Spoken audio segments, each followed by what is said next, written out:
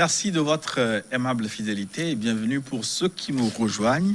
Téléthon Covid-19, une émission spéciale conçue en partenariat avec Focus Yaku et l'appui de l'Institut national d'assurance maladie du Togo. Émission réalisée par New World TV, la télé qui vous transforme en synchronisation avec deux chaînes togolaises, Radio-Télévision Delta Santé et TV2. Troisième et dernier panel, les perspectives, les projections, la prospective, la vie après Covid-19, c'est maintenant. Il existe une nouvelle façon de se protéger contre le coronavirus. Le masque Lema ou Honam de l'INAM. Fabriqué avec des matériaux certifiés, découpés, montés, nettoyés, lavés, repassés et emballés selon un processus sécurisé, ce masque n'est pas un masque jetable. Lema ou Honam, votre masque pour vous protéger efficacement contre le Covid-19. C'est un masque de qualité, lavable et réutilisable plusieurs fois. Le masque Lema ou Honam, le plus économique, le plus accessible et le plus durable des masques. Les masques Lema ou Honam sont disponibles au prix de 350 francs CFA le lot de 2 et 500 francs CFA le lot de 3 dans les mairies, marchés, ministères, stations d'essence, supermarchés et auprès de certaines pharmacies. Lema ou Honam, un produit social fait par des Togolais pour les Togolais. Le coronavirus se répand, portons des masques. INAM, toujours à vos côtés. Et voici les invités au plateau. Le professeur Didier Ekwevi est avec nous. Il est médecin épidémiologiste et chef du département de santé publique à l'université de Lomé. À nos côtés également, le professeur Yao Mensan Kounetiron. Il est le directeur de l'Institut universitaire de technologie de gestion UT Gestion. Notre troisième invité, Yves Badoou. Il est le vice-président du Conseil national du patronat togolais, président directeur général de Togo Food. Et puis sa troisième casquette, il est le président du conseil d'administration du mécanisme incitatif de financement agricole MIFA. Merci d'être au plateau avec nous, chers invités. Merci de nous avoir invités. Mais pour commencer, je voudrais partager avec vous les dernières statistiques sur les économies africaines. Bientôt 10 millions de cas de coronavirus dans le monde et des perspectives économiques catastrophique.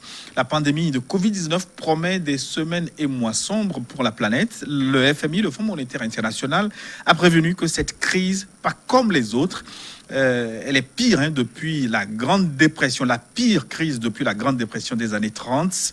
Ainsi, l'économie mondiale devrait reculer de plus de 5% cette année. L'Afrique du Sud, par exemple, devrait enregistrer une récession de 7,2% en 2020, la pire en 90 ans. Autour au plateau, finalement, donc, on se pose la question, est-ce qu'on va en finir avec cette épidémie?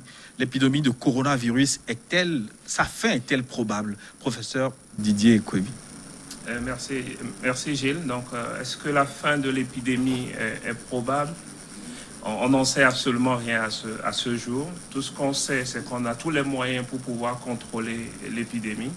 Et avec les stratégies et les mesures que nous avons actuellement en place, c'est-à-dire la distanciation physique, le port de masque et le lavage régulier des mains, nous pouvons effectivement contrôler le virus. Mais contrôler le virus ne veut pas dire finalement la fin forcément de l'épidémie. En général, on parle de fin de l'épidémie dans le cas spécifique du coronavirus lorsque nous allons passer un mois sans aucune nouvelle infection du virus. Donc, avec tous les moyens dont nous disposons, c'est possible de pouvoir contrôler, mais pas d'éradiquer le virus.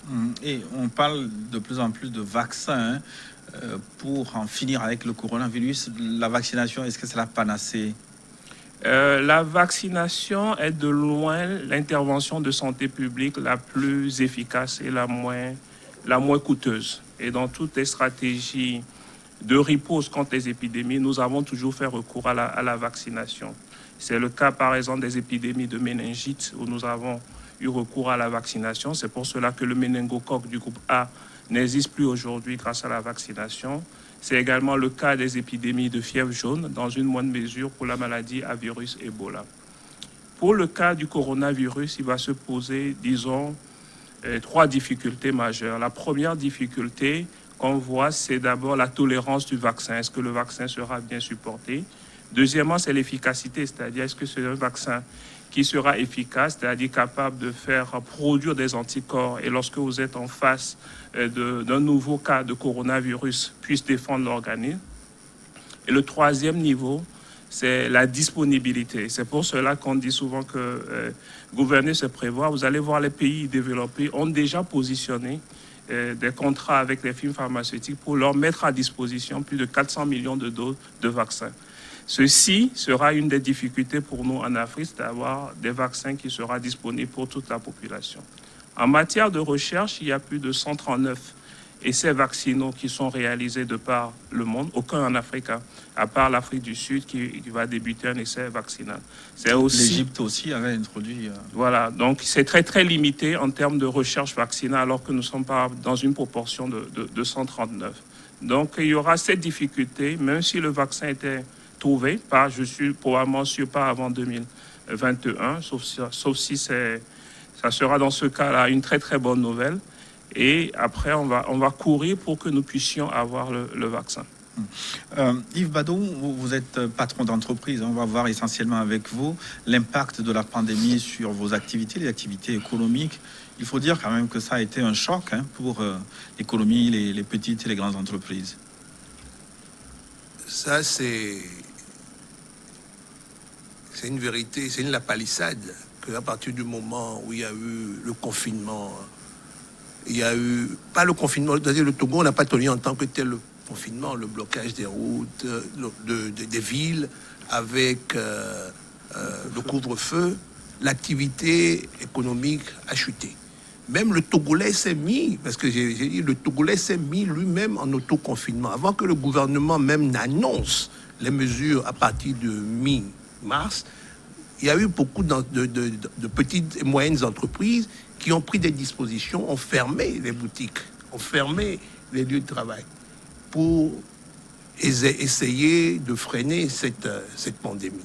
Mais l'effet sur l'économie s'est fait ressentir surtout au mois d'avril, où, d'après une étude au niveau du patronat, les gens ont perdu jusqu'à 80% de leur chiffre d'affaires, entre 70 et 80 du chiffre d'affaires, en ce qui concerne le commerce. Mais il y a des secteurs, des pans entiers, que ce soit l'hôtellerie, la restauration, eux, c'est chiffre d'affaires 100%. Vous voyez. Mais quand même, malgré tout ça, ces chefs d'entreprise qui ont quand même une certaine volonté humaniste n'ont pas mis au chômage le personnel, ont continué à les payer.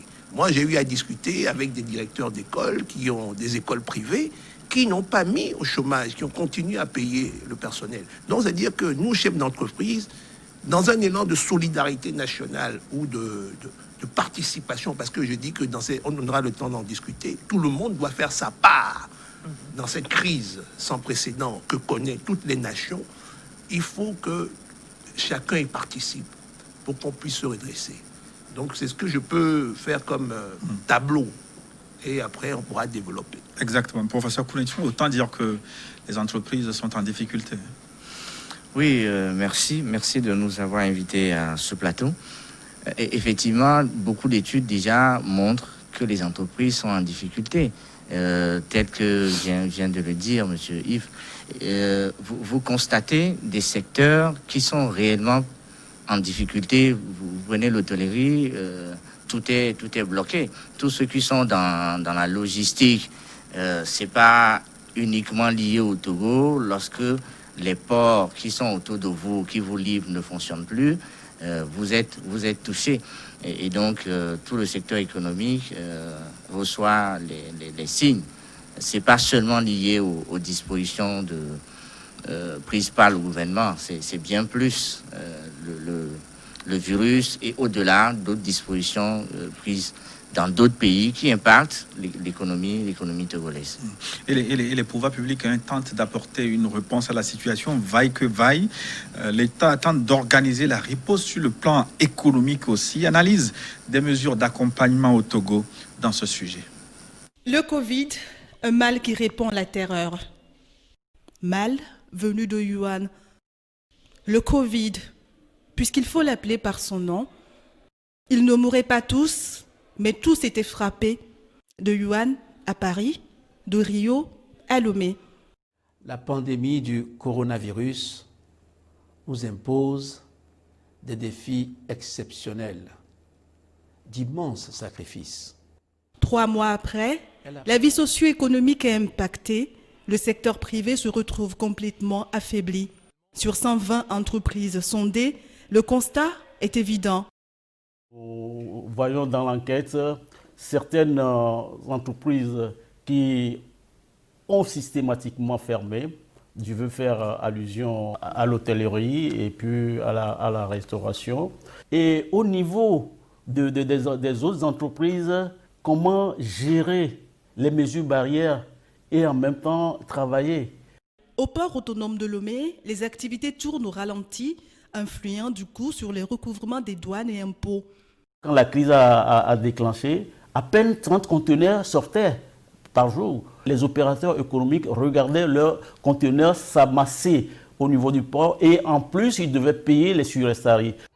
Dans l'informel, en plus de la tristesse et du désarroi, revendeuses et vendeurs ambulants s'interrogent sur le pain quotidien. Au grand marché de Lomé, les couloirs sont vides, les boutiques fermées et l'affluence n'est pas celle des temps ordinaires. Les acheteurs grossistes de nos commerçants viennent des pays voisins, de la sous-région ouest africaine. Donc, la fermeture des frontières et le bouclage des villes a entraîné cette baisse du taux de fréquentation.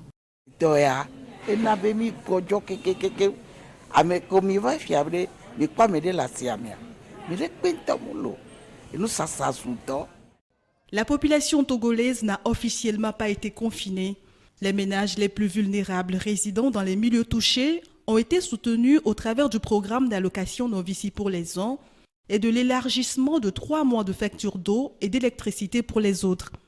À ce jour, quelle est l'étendue des incidences sur l'économie nationale? La particularité de cette crise, c'est qu'elle est à la fois un choc d'offres et un choc de la demande. Et donc la production ayant reçu un coup, ça affecte aussi la demande. Les études n'ont pas encore permis de savoir l'ampleur, où est le degré auquel on est touché par rapport à cette crise.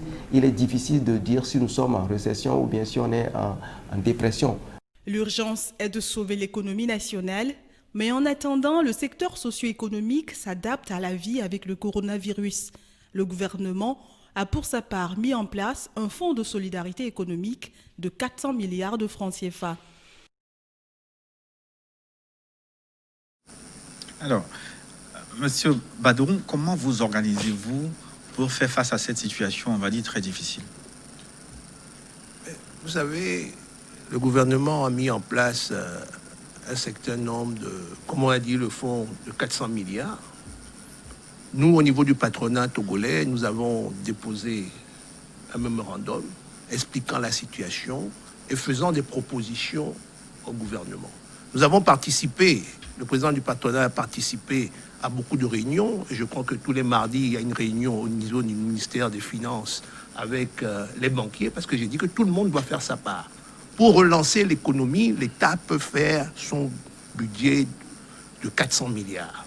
Maintenant, il y a le secteur privé qui est l'acteur du développement, le moteur de la croissance et du développement. Il faut que l'homme d'affaires togolais puisse avoir l'énergie suffisante, la volonté de redémarrer ses affaires. Parce que s'il voit un tableau complètement morose, il ne va pas investir, malgré tout ce qu'on pourra lui donner. C'est ça le problème. Quand en Europe, monsieur le professeur est là, il y a un sondage sur le moral des ménages ou des chefs d'entreprise. Un chef d'entreprise qui est désespéré, il peut avoir des milliards, il n'investira pas. Je disais que tout le monde devait faire sa part pour remonter cette économie. Les chefs d'entreprise ont sérieusement été touchés. Et il y a eu une déclaration très vite de la Banque centrale le 27 mars, suivie d'un avis de la Banque centrale disant que les échéances devaient être reportées de 3 mois. Et après encore de 3 mois. Mais après, quand vous lisez cette déclaration, vous m'excuserez. C'est de l'enfumage, c'est de la poudre aux yeux. Parce qu'il y a un petit mot qui dit créance saine. Ça veut dire que ce sont les gens qui n'avaient pas de problème, mais on sait qu'au Togo, plein de sociétés ont des problèmes, les créances ont été restructurées. Donc, 90% de ces gens-là sont complètement out. Et les banquiers... Et dans le mémorandum que vous avez envoyé au gouvernement, Oui. qu'est-ce que vous demandez? Mais nous Qu'est-ce que vous demandons attendez de la au part niveau des du gouvernement, vous savez, c'est clair, monsieur le professeur est là, moi je ne suis pas un grand économiste, un État relance l'économie par deux façons. Soit par la fiscalité, ou soit par la monnaie. Mais aujourd'hui, nos pays du LUMOA n'ont pas accès à la monnaie parce que nous avons une monnaie unique qui est gérée de façon unique aussi. Maintenant, il y a la fiscalité. Mais aujourd'hui, trop d'impôts tuent l'impôt. Qu'allons-nous faire? Quelle est la fonction de cet impôt? Est-ce que l'État va accepter de réduire les impôts pour faire plus ou moins un transfert aux populations? Parce que même au même moment, vous avez les pressions fiscales. Parce que à la direction de l'OTR, on estime que, bon, tant qu'il n'y a pas une disposition, le Code général des impôts, qui est un code qui s'impose à tout le monde, doit être appliqué. Et ils font leur job aussi. Il y a quelques exonérations, quelques réductions de taxes. Mais la réduction des taxes, le directeur des impôts du mois de l'OTR ne décide pas de réduire les taxes. Il y a eu quelque chose d'extraordinaire. Il y a eu la réduction des taxes sur l'importation de véhicules. Ou, comme vous voyez au niveau de Lomé, il y a eu un changement, c'est-à-dire un renouvellement du parc automobile, une croissance au niveau... C'est une bonne chose. Même ça va changer au niveau de la logistique. Vous en parlez tout à l'heure, où les gens avaient des vieux camions, ils mettaient une semaine pour monter au nord. Mais quand vous achetez de nouveaux véhicules, vous allez mettre peut-être 2 jours. Donc, ça fait que, mécaniquement, la rentabilité de votre business sur la rue. Maintenant, si on revient dans le cadre du Covid-19, il y a beaucoup de choses à faire. Nous sommes en discussion avec le gouvernement. Nous avons vu le ministre des Finances en ce qui concerne la disposition de la Banque centrale pour que toutes les sociétés qui ne sont pas en créances douteuses puissent avoir accès à cela. Parce que c'est eux qui représentent 90%. Et il faudrait que, au niveau de, je le dis tout le temps, au niveau de la commission de crédit national de crédit, il faudrait qu'on augmente le crédit pour les entreprises. Aujourd'hui, en Afrique, ça ne dépasse pas 20% des investissements pour l'économie. Dans d'autres pays, par exemple, vous allez en Tunisie, c'est 80%, c'est 90%. Dans d'autres pays, c'est 100%. Mais parfois, les taux d'intérêt sont écrasants pour...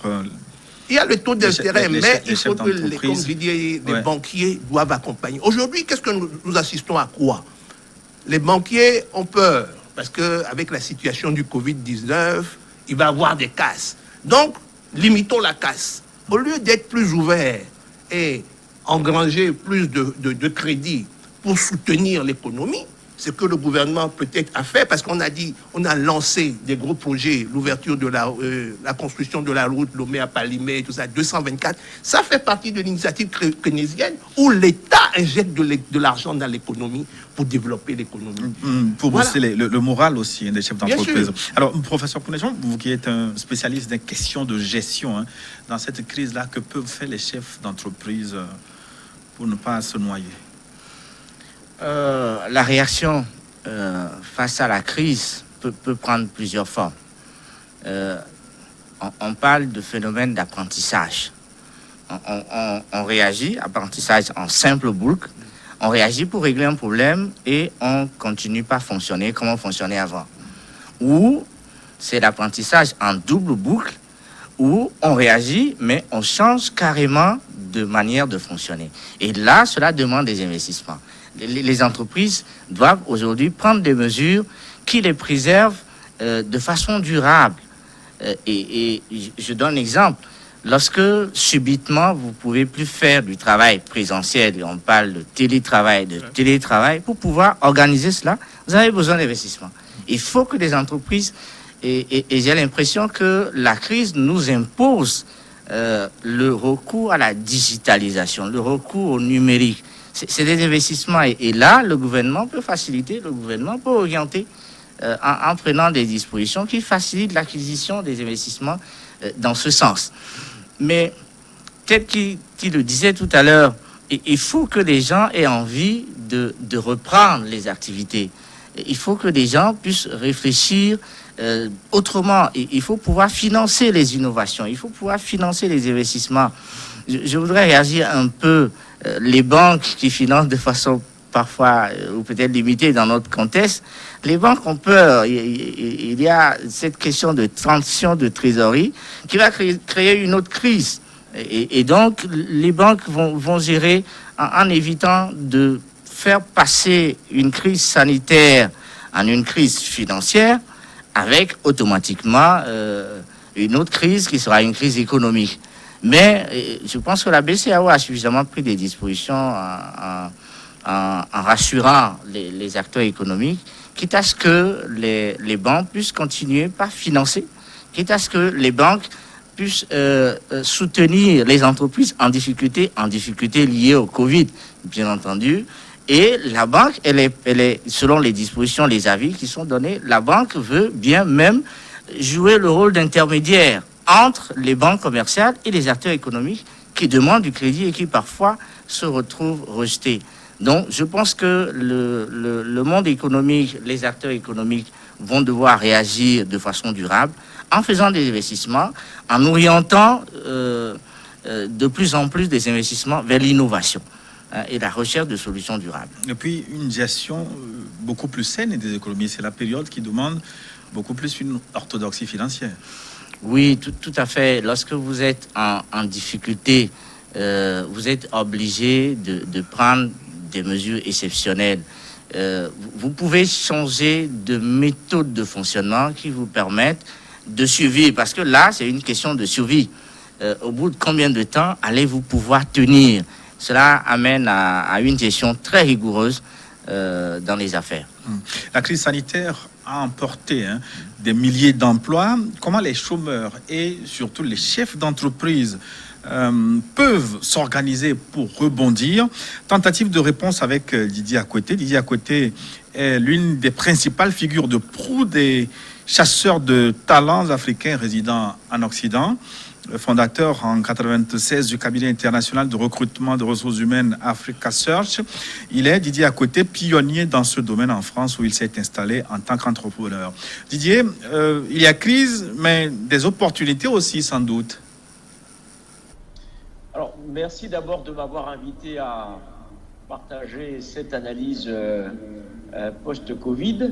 Ce qu'il faut savoir, c'est que de manière générale, l'économie mondiale et l'économie africaine vont souffrir énormément de cette pandémie.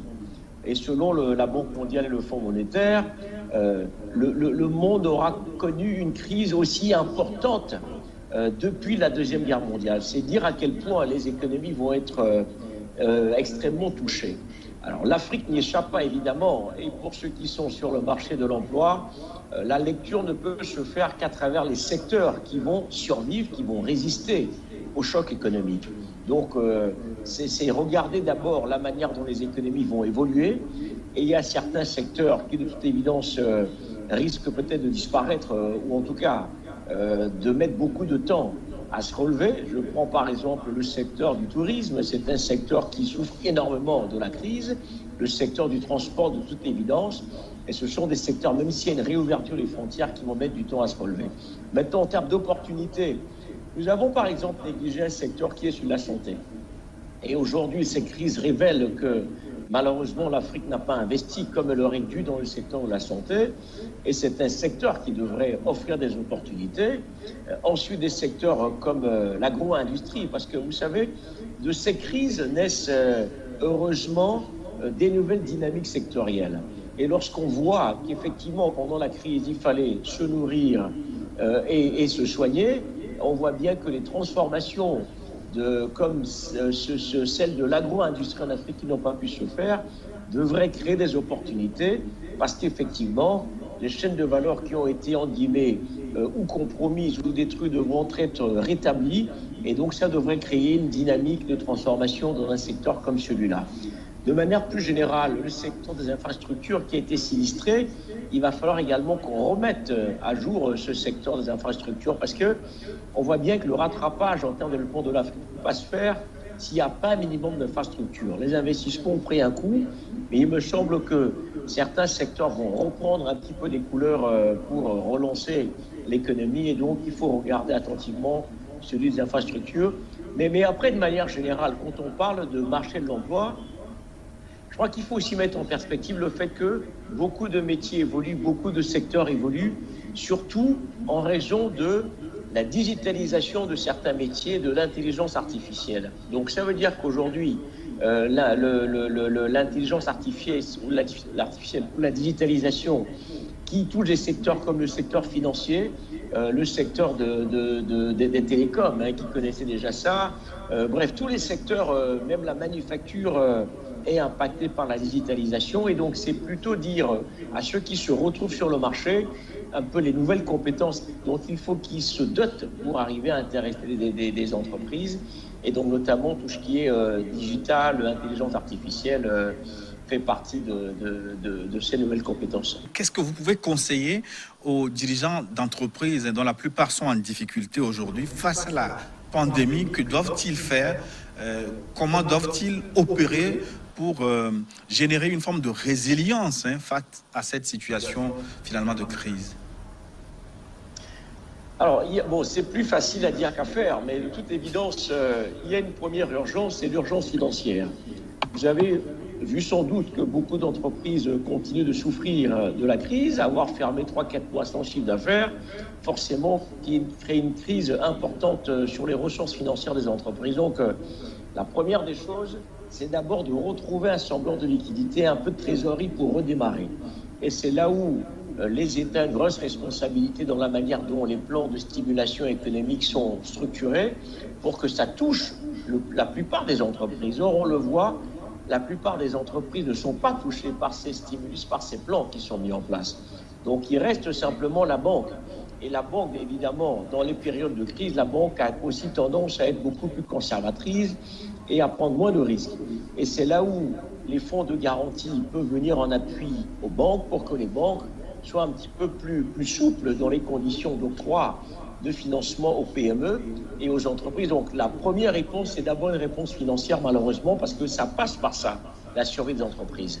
Deuxièmement, c'est l'approche des marchés. Certains marchés vont se contracter énormément et d'autres vont se développer. Donc, ce qu'on appelle un peu la diversification stratégique, le repositionnement stratégique pour les entreprises, va consister peut-être à sortir des marchés traditionnels dans lesquels ces entreprises étaient pour aller vers des marchés plus porteurs.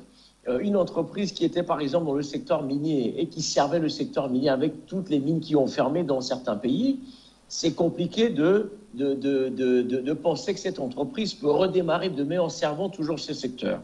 Une entreprise qui était dans la restauration, qui a fermé pendant des mois, qui revient sur le marché, c'est un peu compliqué de lui dire ça va être business as usual, peut-être qu'elle va se reconvertir en faisant peut-être de la distribution alimentaire et non plus être restaurateur. Donc vous voyez, donc le deuxième élément, c'est vraiment comment les entreprises vont se réinventer en se repositionnant, en se diversifiant. Et puis peut-être troisième élément, c'est que ces entreprises qui opéraient jusqu'à présent sur des marchés domestiques ou des marchés fermés vont essayer de regarder à l'extérieur de leur marché dans le cadre de cette diversification pour ne pas rester, en guillemets, englués dans un marché qui aujourd'hui souffre, d'autant plus que certains pays vont vraiment être en contraction économique, en grosse récession. Donc certains de ces entrepreneurs, c'est l'occasion de regarder en dehors de leur marché traditionnel.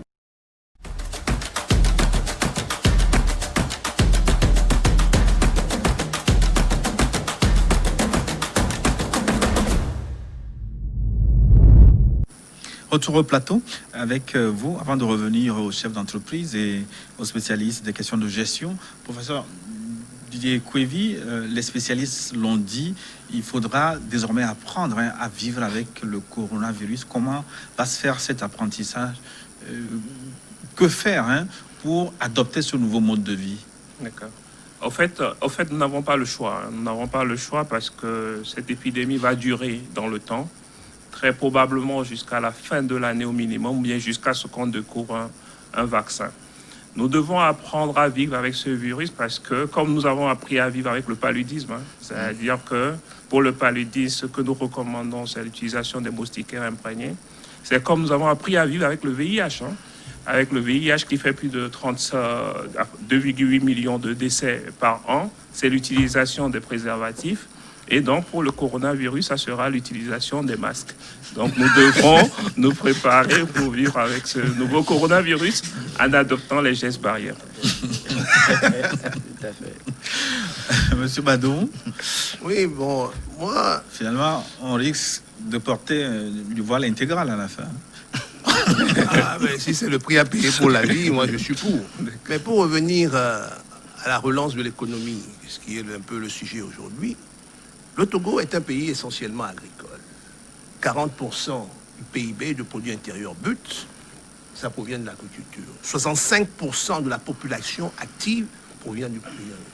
Donc, la révolution agricole est le prémisse de la révolution industrielle. C'est un schéma classique de développement. Nous, au niveau du Togo, pour maintenir, et je suis ça, nous, au niveau du patronat, nous sommes en adéquation totale et parfaite avec le gouvernement. Nous avons quelque chose au Togo que nous étions en train d'implémenter, qui avait une adhésion nationale.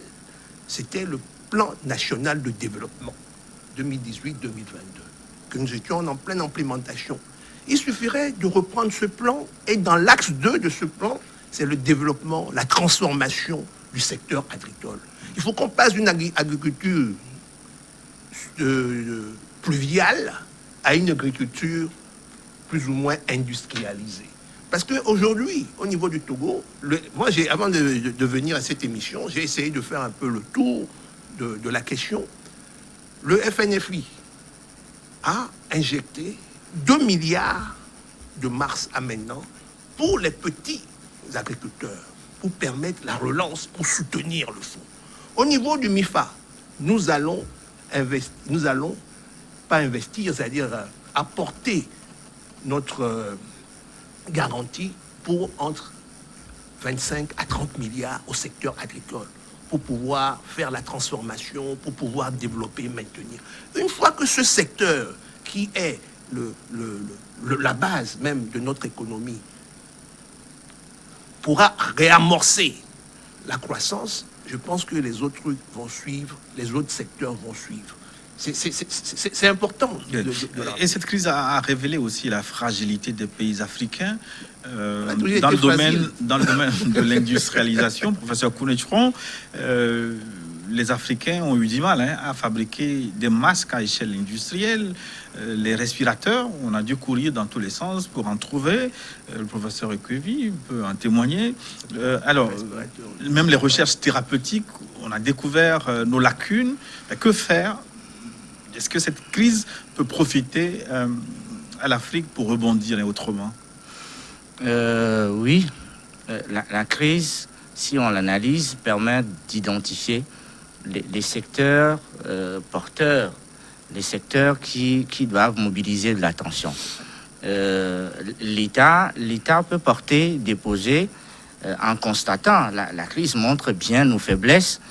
Si au bout de 3 mois, on n'arrive pas à trouver certains produits sur le marché, cela montre que nous n'avons pas la capacité d'être autosuffisants pour ces biens. Et donc, il faut pouvoir réfléchir à la transformation.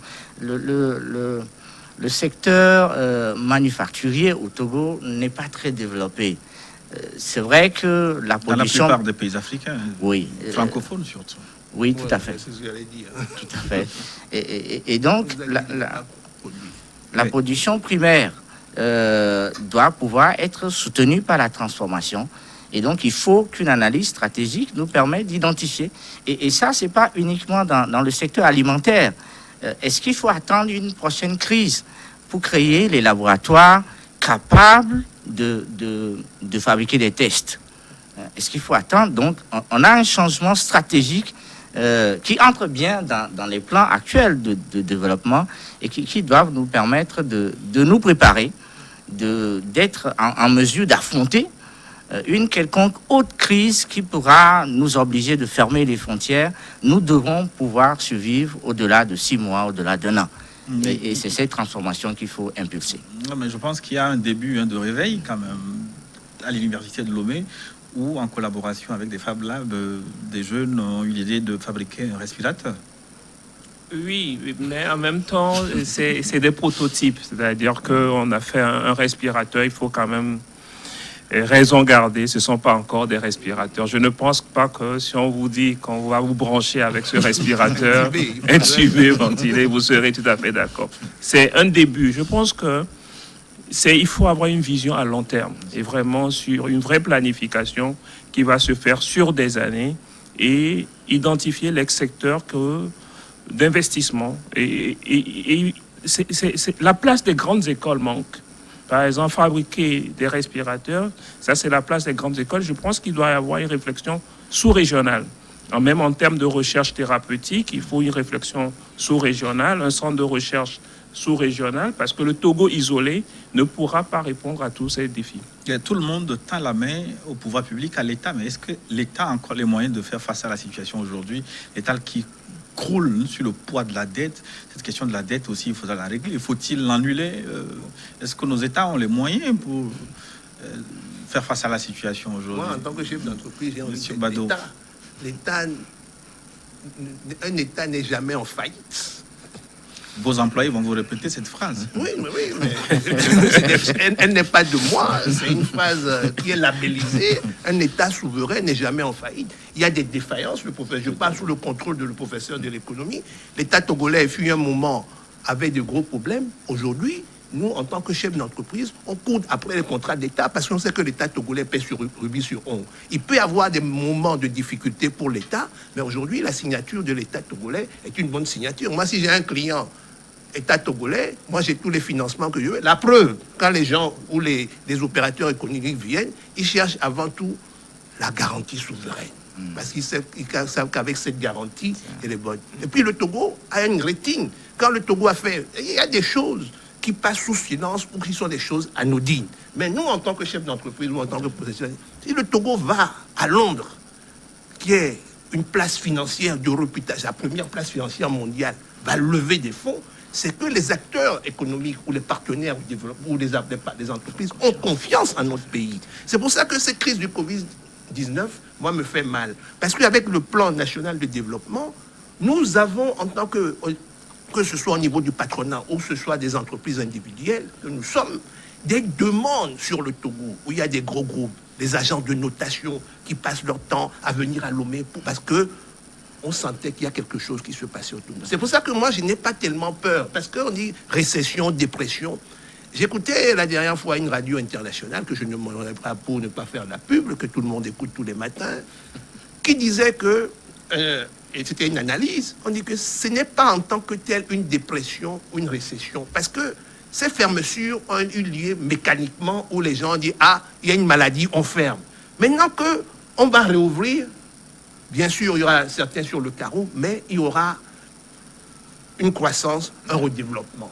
Mais dans ce redéveloppement, il faut qu'il y ait quand même aussi le changement de mentalité. Parce que celui qui fait, c'est l'État régalien, c'est le keynesianisme que même qui est prôné partout aujourd'hui. Il faut relancer par la consommation, il faut faire massivement de consommation. Et la seule entité qui puisse faire cela, c'est l'État. Alors, que faire de la dette des pays africains? Excusez-moi, j'allais rajouter, même des pays ultra-libéraux sont en train de tout tourner vers ça. Professeur Kouletron, est-ce que cette question de la dette ne va pas plomber les pays africains à trouver la parade à cette crise sanitaire pour relever la tête finalement? Oui, la dette a un poids. Le service de la dette et le remboursement de la dette a un poids. Si l'État peut s'en passer, ce serait une bonne chose. Si les partenaires veulent bien annuler les dettes, ce serait une bonne chose. Cela donne davantage de moyens à l'État pour pouvoir financer l'économie. Donc, c'est pas fondamentalement mauvais de penser qu'on va pas soutenir cette demande. C'est une bonne chose. Si les partenaires financiers l'accordent, c'est bien pour l'État. L'Afrique peut-elle compter toujours sur ses partenaires en développement? On va suivre l'analyse d'Arthur Minsat. Il est le responsable unité Afrique de l'Organisation de coopération et de développement économique OCDE. L'OCDE œuvre pour la mise en place de politiques qui favorisent la prospérité, l'égalité des chances et le bien-être pour tous. Il est en duplex avec nous de Paris en France. Les craintes sont évidemment d'avoir un double choc, c'est d'avoir tout d'abord un choc qui a lieu, qui est en train de se matérialiser maintenant, mais d'avoir un revirement du choc qui indiquerait une deuxième pandémie et qui pourrait se matérialiser si les hotspots que nous voyons par exemple en Chine, à Pékin, pourraient continuer de se matérialiser dans d'autres pays du monde, en Afrique, mais aussi dans des pays européens ou bien aux États-Unis par exemple, et qui pourraient relancer la récession. Donc ça, c'est un risque qui est important et que l'OCDE sur lequel il a bien mis le doigt dans nos projections macroéconomiques. Par contre, je pense que les pays africains ont pris toute conscience des enjeux. Je pense que les politiques africains ont réagi très rapidement à la pandémie, contrairement à ce que l'on a pu voir dans d'autres régions du monde où il y avait moins de coordination, une réaction moins rapide et où la pandémie était moins prise au sérieux que dans les pays africains. Donc il y a une réaction qui a été très rapide et qui montre bien qu'on a un leadership qui peut répondre aux enjeux. Cela va dépendre de la capacité des économies africaines et des gouvernements à pouvoir financer ces économies, notamment des négociations pour la dette, pour pouvoir la restructurer, la dette africaine, qui sont des éléments très importants, à plus de 60% du PIB du continent, pour pouvoir financer ces économies. Un deuxième élément de réforme est évidemment au niveau de la fiscalité. Nous avons une fiscalité sur les pays africains qui est uniquement à 17% du PIB, qui a stagné récemment malgré des progrès dans les dernières années. Et donc, il faudra continuer de réformer dans un contexte de digitalisation et où donc il faut pouvoir générer plus de ressources pour les États qui doivent donc investir massivement dans les économies, dans les infrastructures, dans les secteurs sociaux, la santé et l'éducation. Et pour cela, il leur faut donc des financements qui peuvent venir donc de la dette, mais aussi, très important, des taxes. Et notons ici que l'ensemble du continent africain a un énorme potentiel. C'est la zone d'intégration africaine, de libre-échange africain, pour pouvoir créer des emplois en permettant aux entreprises d'échanger et de produire les produits directement sur le continent au lieu de les importer depuis ailleurs. Et ça, c'est vraiment le grand enjeu qui est analysé dans l'agenda 2063 de l'Union africaine et sur lequel nous travaillons donc en étroit partenariat avec le Togo, mais aussi avec l'Union africaine ou bien les communautés économiques régionales comme l'UEMOA, de manière à pouvoir avancer sur cet agenda de l'industrialisation à l'ère du digital. Alors, nous acheminons vers la fin de cette émission. Professeur Didier Ekwevi, finalement, quelle orientation, vous en avez parlé un peu, pour le monde d'après sur le plan sanitaire? Vous avez dit qu'il faut se préparer pour affronter donc la nouvelle situation. Ça veut dire qu'il faut dépasser la peur aussi et recommencer par vivre normalement. Oui, tout à fait. Il faut recommencer par vivre normalement parce que, comme je l'ai dit tout à l'heure, c'est-à-dire que cette épidémie va durer dans le temps. Et deuxièmement, pour une reprise économique, il faut apprendre à vivre avec le virus. Et les responsabilités se situent à 3 niveaux. D'abord au niveau de l'État, ensuite au niveau de la communauté et puis au niveau individuel. Donc c'est la responsabilité de tous qui nous permettra de pouvoir affronter cette épidémie. Mais sur le plan africain, la courbe grimpe dans beaucoup de pays. A contrario, dans votre pays, le Togo par exemple, paradoxalement, elle descend. Elle ne descend pas, mais il faut faire elle stagne, il faut faire très attention. C'est vrai que dans tous les pays de la sous-région, il y a une augmentation du nombre de nouveaux cas. Est-ce qu'il y a un transfert de l'épicentre. J'espère que ce n'est pas ceci. Est-ce que c'est parce qu'on a allégé l'allègement de certaines mesures, notamment l'ouverture des églises, qui a entraîné une certaine augmentation de cas? Je ne sais pas encore très bien. Ce dont on est sûr, le Togo est le seul pays encore à ne pas avoir décidé de ne pas encore ouvrir les lieux de culte. Donc nous devons observer, et c'est la vigilance qui est de mise pour pouvoir prendre des décisions. Les évaluer et puis adapter en fonction de la stratégie proposée. Merci infiniment, professeur Didier Kouéli, épidémiologiste. Merci pour votre contribution dans le cadre de la riposte contre cette maladie à coronavirus. Merci. Monsieur Badou, non, mais comment se préparer pour aborder le monde d'après sur le plan économique? Vous, particulièrement, qu'est-ce que vous comptez faire? Non, mais nous ferons notre job d'homme d'affaires, saisir les opportunités. Cette crise du coronavirus a montré la capacité d'adaptation des Togolais. Parce qu'on appelle quelque chose maintenant le corona business. J'ai vu des gens qui n'étaient pas forcément des hommes d'affaires se muter en véritables chefs d'entreprise dans les masques, les blouses, tout ce qui concerne le coronavirus. J'ai trouvé ça extraordinaire. Peut-être qu'il y a un pan qui a été touché, mais il y a eu d'autres plans qui ont permis une certaine croissance, pas une croissance, mais qui se sont levés aussi. Donc, je peux dire que, pour terminer, le mot de la fin, ce n'est pas qu'on attend tout de l'État, mais l'État, elle doit être le leader de cette croissance. On a dit qu'on a changé de paradigme, d'accord? Maintenant, c'est l'État qui doit impulser la nouvelle marche et la nouvelle dynamique. Parce que moi, je suis dans une optique keynésienne de relance économique, même au niveau de l'OCDE. En ce qui concerne la dette, et j'ai dit tout le monde doit faire sa part. En ce qui concerne le G20 a dit clairement qu'il faudrait reporter un moratoire. Nous ne voulons pas de moratoire. Il y a eu, je crois, une décision au niveau de l'Union africaine qui a dit il faut arrêter. Si on veut, parce que le monde a changé, si on veut un nouveau départ pour tous, il faut accepter d'aller vers le moratoire. L'annulation de la dette. Professeur Kouléchon? Pas l'annulation de la dette, parce qu'il y a le club de Paris et le club de Londres. Le club de Londres, ce sont les privés. Eux, ils ne veulent même pas entendre parler de ça. Ouais, on va conclure, professeur Kouléchon. Merci. Je voudrais peut-être dire 2 ou 3 choses. Premièrement, soutenir les entreprises pour ce qui est des dépenses d'investissement. Encourager l'innovation, la transformation, la digitalisation des processus dans les entreprises et aussi aider à identifier les opportunités de transformation pour rendre un peu plus autonomes nos économies. Merci. Merci à vous tous de votre participation. Ainsi, nous arrivons à la fin de ce programme spécial Téléthon Covid-19. On vous le rappelle, une idée originale de Focus Yakou avec l'appui de l'Institut national d'assurance maladie du Togo.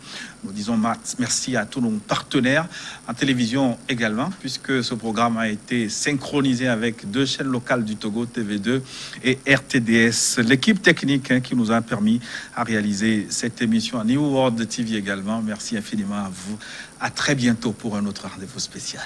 Merci.